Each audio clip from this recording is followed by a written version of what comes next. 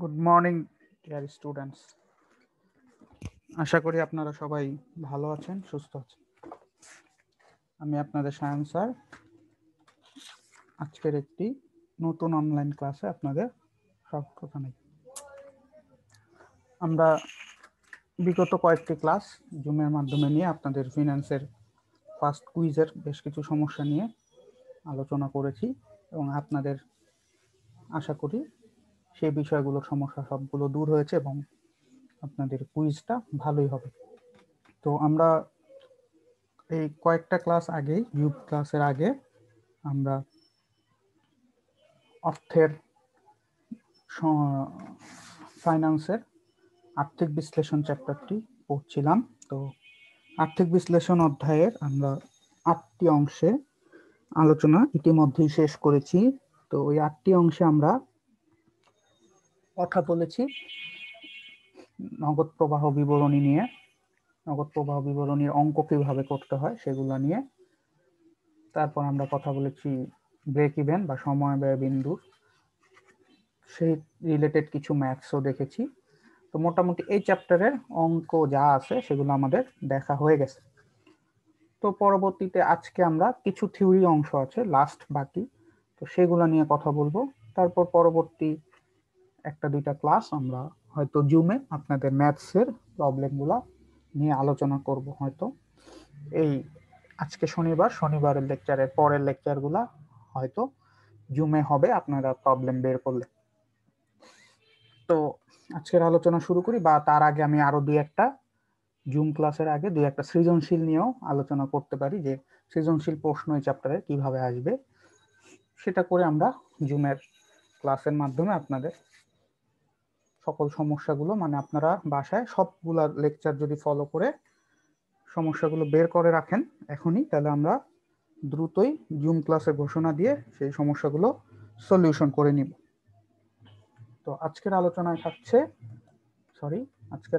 থাকছে সময় ব্যয় বিন্দু, যেটা আমরা করেছি তার কিছু সুবিধা অসুবিধা নিয়ে আমরা কথা বলবো।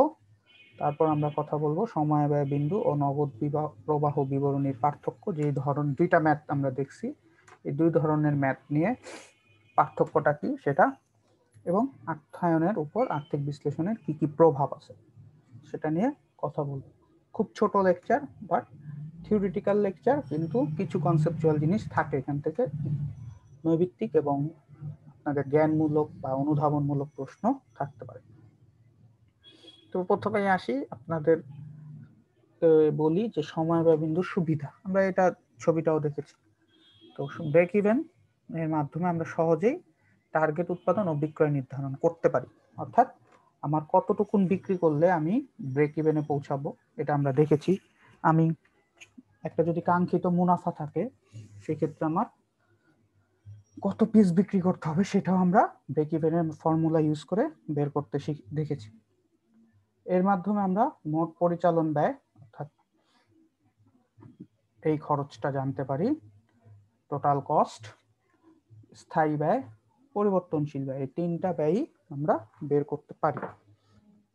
এবং এর মাধ্যমে আমরা ব্যয় ও মুনাফার মধ্যে কি সম্পর্ক সেটাও দেখতে পারি। ব্যয়ের সাথে মুনাফা, আপনার কতটুকুন ব্যয় হচ্ছে তার সাথে মুনাফা কেমন হচ্ছে সেটা আমরা দেখতে পারি, এবং সেখান থেকে আমরা কি করতে পারি, মুনাফার একটা পরিকল্পনা করতে পারি বা ব্যয় নিয়ন্ত্রণের একটা পরিকল্পনা নিতে পারি। ব্রেক ইভেনের মাধ্যমে আমরা অনেক ক্ষেত্রে দুইটা প্রতিষ্ঠানের মধ্যেও তুলনা করতে পারি। সাপোজ ধরেন আমি পাশাপাশি দুইটা রেস্টুরেন্ট, তো এই রেস্টুরেন্টটা কয় পিস, ধরেন যদি বিরিয়ানির দোকান, সাপোজ কয় পিস বিরিয়ানি বিক্রি করে সে ব্রেক ইভেনে পৌঁছাইতেছে, কয় প্যাকেট, আবার পাশের দোকানটাও কয় প্যাকেট, এই তুলনাটা কিন্তু আমরা করতে পারি। মুনাফা পরিকল্পনা, যেটা একটা মুনাফা, আপনি কত টাকা মুনাফা করতে চান, মুনাফা করতে হলে আপনাকে স্থায়ী ব্যয় কত হবে, বিক্রয় মূল্য কি হবে, সো এই পরিকল্পনাটা আপনি সময় ব্যয় বিন্দু আপনাকে হেল্প করে নেওয়ার জন্য। এর মাধ্যমে আমরা উৎপাদনের বিভিন্ন মাত্রা, উৎপাদন খরচ, মুনাফার পরিমাণ এগুলাও জানতে পারি। আর ব্রেক ইভেন বিশ্লেষণের সাহায্যে আমরা আমাদের প্রতিষ্ঠানের ব্যয় যেটা আছে সেটাকে নিয়ন্ত্রণ করতে পারি। অর্থাৎ আমরা কি চাই, আমি আপনাদেরকে ক্লাসগুলোতেও বলছি যে আপনি কখনোই বিক্রয় মূল্যকে চেঞ্জ করতে পারবেন না, কারণ আপনার কম্পিটিটর সেম ধরনের প্রোডাক্ট বানাচ্ছে। তো সে যদি বিক্রয় মূল্য বাড়ায় দেয়, আপনাকেও বাড়াতে হবে একটা সময়, 2 মাস 3 মাস পর আপনিও বাড়াবেন। আবার যদি সে কমায়, আপনাকেও কমাতে হবে। তো মুনাফা আপনাকে বেশি করতে হলে অবশ্যই ব্যয়টাকে নিয়ন্ত্রণ করতে হবে, কারণ আপনার ব্যয় আপনার হাতে। কিন্তু আবার একই ক্ষেত্রে ব্যয় নিয়ন্ত্রণের পাশাপাশি দেখতে হবে যে আপনার র ম্যাটেরিয়ালের কোয়ালিটিও যাতে ভালো হয়। তো এইগুলা জিনিস মাথায় রেখে আপনাকে ব্যয় নিয়ন্ত্রণটা আপনার পক্ষে সম্ভব। মুনাফা বাড়াইতে হলে বিক্রয় মূল্য উপর আপনি হাত দিতে পারবেন না। আমরা মুনাফা মানে বিক্রয় মূল্য থেকে আমার খরচগুলো বাড়। তো আপনি মুনাফা বাড়াইতে হলে বিক্রয় মূল্যে হাত দেওয়া যাবে না, আপনাকে হাত দিতে হবে ব্যয় নিয়ন্ত্রণের ক্ষেত্রে। ব্যয়টাকে কমাইলেই আপনার এই মুনাফাটা বাড়বে। যেমন ধরেন 10 টাকা বিক্রয় মূল্য, 5 টাকা যদি আপনার খরচ হয় তাহলে 5 টাকা লাভ। 10 টাকা বিক্রয় মূল্য, আপনি যদি এখানে 4 টাকা খরচ করতে পারেন তাহলে আপনার লাভ 6 টাকা। তো আপনাকে এই চিন্তা করতে হবে যে আমি 5 টাকা খরচ না করে 4 টাকা কিভাবে করতে পারি, সেই প্রক্রিয়াটা বা সেই নিয়ন্ত্রণটা আপনাকে রাখতে হবে। তো এগুলো হচ্ছে মোটামুটি ব্রেক ইভেনের সুবিধা। সাধারণত অনেক বেশিরভাগ ক্ষেত্রে আমরা এই ব্রেক ইভেনটা ইউজ করে থাকি। ছোট ছোট ভাবে বা ছোট ছোট প্রজেক্টে ব্রেক ইভেনটা খুব বেশি ব্যবহৃত হয়। তো এখন ব্রেক ইভেনের কিছু অসুবিধাও আছে। তো ব্রেক ইভেনের ব্যবহার হইলেও কিছু সীমাবদ্ধতা এর মধ্যে রয়ে গেছে। যেমন ব্রেক ইভেন অনুমিত শর্ত অনুযায়ী সবসময় বিক্রয় মূল্য একই থাকবে, কিন্তু বাস্তবে অনেক সময় সেটা হয় না, কারণ বিক্রয় মূল্য দেখা যেতে পারে চেঞ্জ হইতে পারে অনেক প্রোডাক্টে, তাই না? বিক্রয় মূল্য ধরেন আরেক কোম্পানি চেঞ্জ করলে আপনাকে চেঞ্জ করতে হবে, একটু আগে বললাম। তার মানে কিন্তু এই যখন এটা চেঞ্জ করবেন তখন কিন্তু আপনার আবার নতুন ভাবে এই ব্রেক ইভেনটা তৈরি করতে হবে, আগের ব্রেক ইভেন কাজে হবে না। মোট ব্যয়কে স্থায়ী ব্যয়, পরিবর্তনশীল ব্যয় ভাগ করা হয়, কিন্তু নির্দিষ্ট উৎপাদন মাত্রা পর্যন্ত স্থায়ী ব্যয় থাকে এবং উৎপাদনের পরিমাণ বৃদ্ধির কারণে অনেক সময় একক প্রতি পরিবর্তনশীল ব্যয়ে পরিবর্তন ঘটে। অর্থাৎ আমাদের মোট ব্যয় দুইটা ভাগ, স্থায়ী ব্যয়, পরিচালনা ব্যয়, এবং আমরা বলেছি বা পরিবর্তনশীল ব্যয়। তো আমরা বলেছি যে একটা নির্দিষ্ট উৎপাদন পর্যন্ত আপনার স্থায়ী ব্যয়টা সেম থাকবে। যেমন যদি আমি বলি একটা ফটোকপি মেশিন 1000 পিস প্রিন্ট করতে পারে প্রতিদিন, তো ওই মেশিনের প্রতিদিন 1000 পিস কাগজ ফটোকপি করা যায়। তো ওই মেশিনের ব্যয়টা স্থায়ী ব্যয়। কিন্তু আপনার যদি 1010টা ফটোকপি আরো 10 পিস বা 50 পিস বেশি ফটোকপি করতে হয়, তখন কিন্তু ওই মেশিন আর পারতেছে না। তো একই, তার মানে আপনার ওই মেশিন, ওই আরো এক্সট্রার জন্য আবার আরেকটা মেশিন লাগবে, তার মানে আপনার উৎপাদন খরচ বৃদ্ধি পাবে। এবং একই সাথে এক পিস বাড়ানোর পরিবর্তনশীল ব্যয় তো এককের সাথে বাড়তেছে, তো এটাও পরিবর্তন ঘটবে।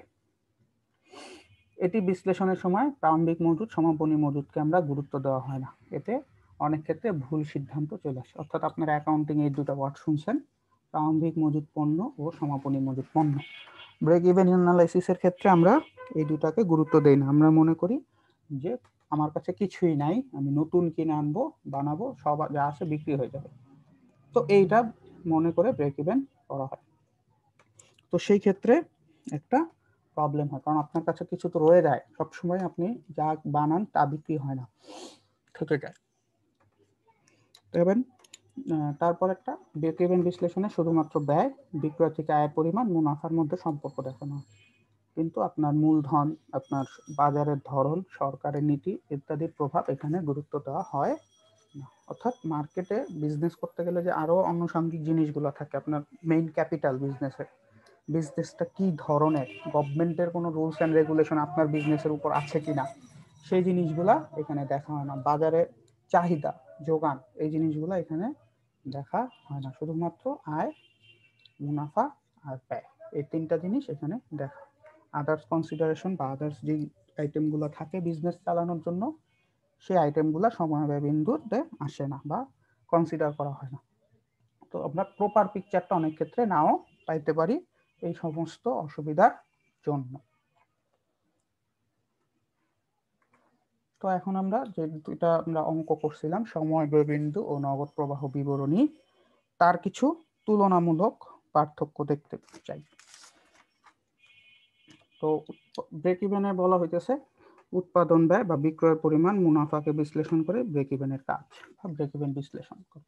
উৎপাদন ব্যয় বিক্রয়ের পরিমাণ মুনাফা বিশ্লেষণকে ব্রেক ইভেন বিশ্লেষণ বলে। আর নগদ প্রবাহ বিবরণীতে 3টা ছিল, আপনাদের হয়তো মনে আছে, পরিচালন কার্যাবলী থেকে নগদ প্রবাহ, বিনিয়োগ এবং অর্থায়ন, এই 3টা তুলনা করা হয় এবং কোম্পানির মুনাফা অর্জন, আর্থিক সচ্ছলতা ও নগদ প্রবাহ সৃষ্টির ক্ষমতা নগদ প্রবাহের মাধ্যমে দেখানো হয়। আর এখানে শুধুমাত্র এখানে উৎপাদন ব্যয়, বিক্রয়ের পরিমাণ আর মুনাফা। উদ্দেশ্য: একটি নির্দিষ্ট মুনাফা অর্জন করতে কি পরিমাণে পণ্য উৎপাদন বিক্রি করতে হবে তা জানা যায়।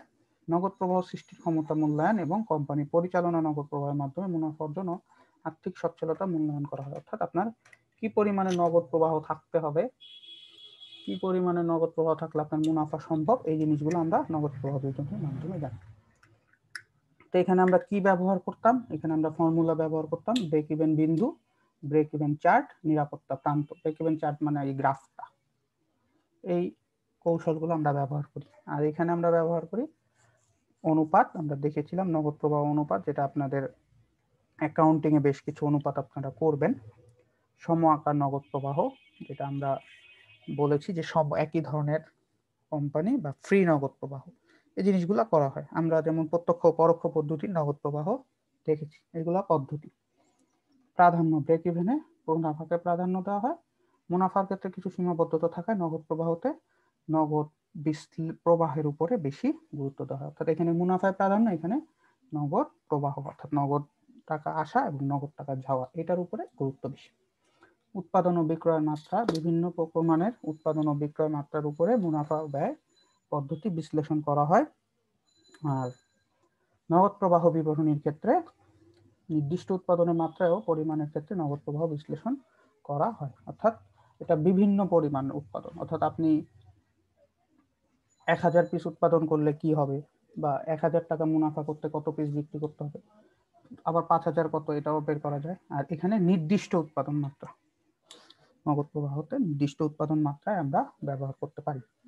তো এই হচ্ছে দুইটার মধ্যে তুলনা। তো এখান থেকে আপনাদের বেশ কিছু প্রশ্ন হইতে পারে যে ব্রেক ইভেনে প্রাধান্য দেওয়া হয় কার উপরে, নগদ প্রবাহ বিবরণীতে কার উপরে প্রাধান্য দেওয়া হয়, এর কৌশল কি, এটার কৌশল কি, জিনিসগুলো নিয়ে এখানে আপনাদের জ্ঞানমূলক বা অনুধাবনমূলক প্রশ্ন থাকে। তো এখন আমরা যেটা কথা বলবো সেটা হচ্ছে অর্থায়নের উপর আর্থিক বিশ্লেষণ। অর্থায়ন বলতে আমরা বুঝেছি যে আমি কোন সোর্স থেকে টাকা আনবো। তো বিভিন্ন উৎপাদন মাত্রায় আমার ব্যয় ও মুনাফা ভিন্ন, আমরা এটা বের করছি ব্রেক ইভেনের মাধ্যমে। এবং এই কাঁচামাল বা বানানোর জন্য যে কাঁচামাল প্রয়োজন তার জন্য আপনার কি তহবিল সংগ্রহ করতে হবে, রাইট? তো এই উৎপাদন মাত্রা যদি পরিমাণ কমে যায় তাহলে কি হবে, আপনার তহবিলও সংগ্রহ কমে যাবে। তো নগদ প্রবাহ বিবরণী বিশ্লেষণের মাধ্যমে আমরা জানতে পারছিলাম যে পরিচালন কার্যাবলী হতে কি পরিমাণে নগদ টাকা আসে, কি পরিমাণে নির্গমন ঘটে, অর্থাৎ চলতি মূলধনের প্রয়োজন মেটানোটা আমাদের গুরুত্ব ছিল এখানে, বা আমরা কোথায় বিনিয়োগ করব সেটাও ইম্পর্টেন্ট ছিল এখানে। এছাড়া আমার শেয়ার, বন্ড এগুলা ছাড়া দরকার কিনা, লভ্যাংশ আমার দেওয়া কতটা সম্ভব আমার পক্ষে, এই জিনিসগুলো আমরা জানতে পারতাম। যেমন যদি আমার প্রচুর মুনাফা হওয়া সত্ত্বেও কোম্পানি নগদ উদ্বৃত্তের পরিমাণ বিগত বছর তুলনায় কম না বেশি তাও আমরা জানতে পারতাম। যে আমি সব টাকায় যদি লভ্যাংশ দিয়ে দিই সেক্ষেত্রে আমার সমস্যা। তো এই ধরনের ব্রেক ইভেন বিশ্লেষণের মাধ্যমে আমরা জানতে পারতাম যে আমার মুনাফা কত দরকার, স্থির ব্যয় কত, পরিবর্তনশীল ব্যয় কত, এগুলা। আর যত আমি উৎপাদন বাড়বে বা প্রযুক্তি নির্ভর হবে তত কি হব, আমার স্থির ব্যয়ের পরিমাণও বেশি হবে, কারণ প্রযুক্তি বাড়লে আপনার উৎপাদন বাড়বে। তো সেই ক্ষেত্রে আপনার কি করতে হবে, দীর্ঘমেয়াদী সম্পদে বিনিয়োগ বাড়াইতে হবে, মানে যন্ত্রপাতি বেশি কিনতে হবে। তো এইভাবে আমরা চিন্তা করতে পারি যে আমি প্রযুক্তি নির্ভর যদি কোম্পানি হইতে হয় বা আমার উৎপাদন বাড়াইতে হয় তাহলে আমার অর্থায়নের সাথে কি গুরুত্ব, আমার অর্থায়ন কতটা গুরুত্বপূর্ণ এবং আমার কোন ক্ষেত্রে অর্থায়নটা জোরদার দিতে হবে। মুনাফা বাড়াইতে হলে উৎপাদন বাড়াইতে হবে। এখন এই যে বিশ্লেষণ আপনাকে হেল্প করবে যে আপনি কত টাকা অর্থায়ন দরকার এবং অর্থায়ন কোন উৎসের হবে, যে চলতি মূলধন কামানোর জন্য, নাকি বিনিয়োগের জন্য, না লভ্যাংশের জন্য, ঠিক আছে, নাকি আপনার উৎপাদন ব্যয় বাইরে যেতেছে, কেন বাইরে যেতেছে, এই জিনিসগুলো সবই আর্থিক বিশ্লেষণের মাধ্যমে আমরা জানতে পারি এবং এই প্রভাবটা অর্থায়নের উপরে গিয়ে পড়ে। আপনি কোন সোর্স থেকে টাকা আনতে হবে এই বিশ্লেষণ আপনাকে হেল্প করতেছে, কারণ সে ফিক্সড করে দিতেছে যে আপনার কেন বাড়তেছে। তারপরে আপনি ডিসিশন নিতে পারি যে অর্থায়ন কিভাবে করব। তো এই হচ্ছে মোটামুটি অর্থায়নের উপর আর্থিক বিশ্লেষণের প্রভাব। তো আমরা আজকের আলোচনা আর বড় করছি না, যেহেতু আপনাদের সবারই পরীক্ষার প্রস্তুতি শুরু হয়ে গেছে। কালকে থেকে আপনাদের প্রথম পরীক্ষা, প্রথম কুইজ, কলেজ জীবনের প্রথম পরীক্ষা একটা। তো সবাই ভালো মতন পরীক্ষাগুলো স্টার্ট করেন। আশা করি সবার পরীক্ষাই খুব ভালো হবে। সবাইকে অগ্রিম শুভকামনা পরীক্ষার জন্য।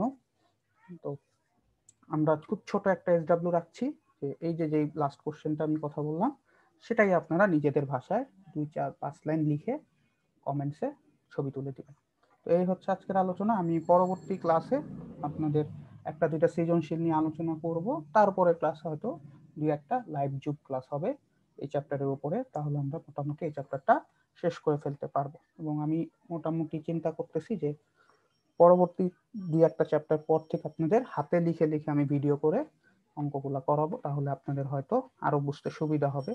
হাতে লিখে যদি আমি ভিডিওগুলো কমপ্লিট করি তাহলে আপনাদের সুবিধা হবে বলে আমি মনে করি। এবং প্রত্যেকটা চ্যাপ্টারের শেষে বা মাঝখানে কয়েকটা লেকচার হয়ে গেলে আগের লেকচারগুলোর উপরে আমরা একটা জুম ক্লাস নিয়ে আপনাদের প্রবলেমগুলো আইডেন্টিফাই করে নিব, যাতে প্রেশার পড়ে না, কম পড়ে আমাদের। তো সবাই ভালো থাকবেন, সবাইকে অসংখ্য ধন্যবাদ।